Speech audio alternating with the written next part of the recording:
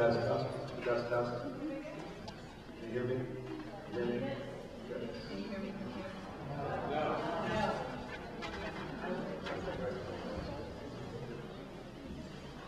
Now can you hear me?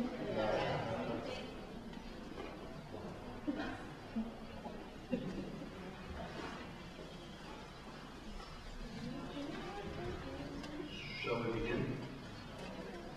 Okay. I'm Rodger Kamenetz. I'd like to introduce two named speakers. I'm going to ask a few questions, and then we'll have some time at the end for you to ask questions as well. To my immediate right is Marc Bregman, who is the master teacher at North of Eden, the founder of Archetypal Dreamwork.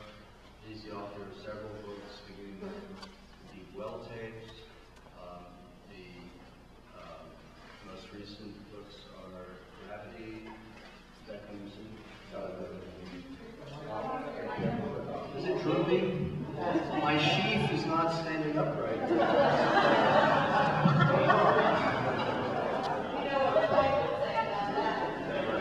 Not only drooping that way. Okay, so is that better? It's about power, not sex. Okay, so let me start again. I'm Rodger Kamenetz. I'm going to introduce Marc Bregman, who is the really founder, master teacher of Archetypal Dreamwork process, and the co-director of North of Eden, which is physically located on a mountain north of Eden, Vermont, and also found in cyberspace at northofeden.com. And that website is extremely content-rich. It includes information about retreats, classes, a forthcoming school, the Center for Archetypal Dreamwork. Is that right?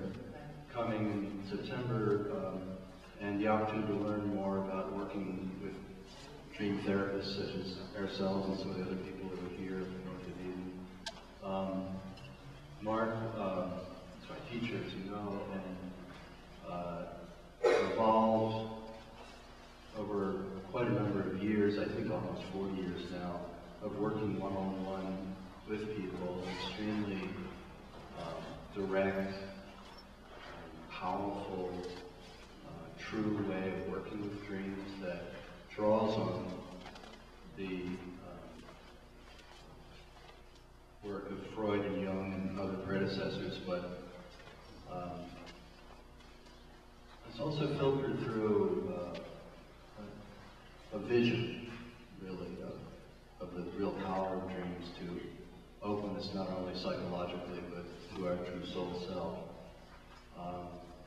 And from his beginning as a teacher, clients in Vermont, has grown a circle of students. And one of the earliest students is my far right, Christa Lancaster, who's the co-director of North of Eden with Marc. I think they have some other title, but I forgot what it was. And Christa and Marc together, Christa's also written a book with Marc, whose title just flew out of my mind, I'm sorry. Sex, Trauma, and Conjunctio. Sex, Trauma, and Conjunctio. The word sex, I guess I couldn't remember it. It's a very powerful book, and all of these books from North of Eden are available on the website, I hope today. And Amazon.com. Right, but the point is, more importantly, I think, the depth of the teaching and learning going on there is truly a remarkable thing. I haven't seen anything like it in a long time. And I think what's beginning to happen as word is getting out, we're learning about more and more people really all over the world who are doing this work. We have clients in Singapore and Israel and really all over the country. And it's a very exciting process that's unfolding up there in Vermont. So I wanted to start by asking Marc and Christa to comment on a few simple questions, just kind of basics. I did, yeah, my sheet was dropped. I'll start up higher. And I invite you to ask questions as well.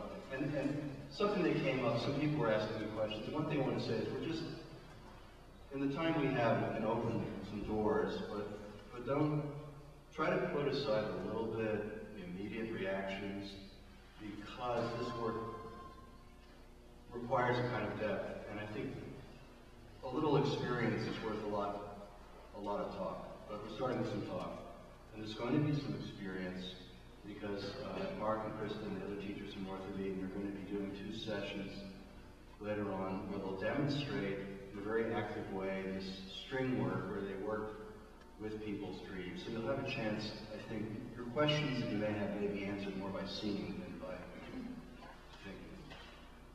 Nonetheless, I have a question we'll start with, and it's really kind of simple. Marc, you speak in the first book, The Deep Well Tapes, of the loss of the child's self. And I'm wondering, first of all, in a simple way, how do we see that in the dream? Not my dream. How is that shown to us? Well, there are basically 3 stages of dreaming. And the first stage that you talked about earlier was confronting the unconfrontable, that which is looking at ourselves in a way that we don't want to look at ourselves. If we get past that, and many of us don't, because we don't want to see anything but what we produced or created in ourselves, it's unpleasant to see ourselves, and some other thing sees us. The reason for that is to tear away at what Jung called the persona, the covering. Unfortunately, we do need the covering, but we believe in it. It's become who we are. Or if the covering is broken, we go to psychiatrists and such that will help us repair the covering or take drugs to help that.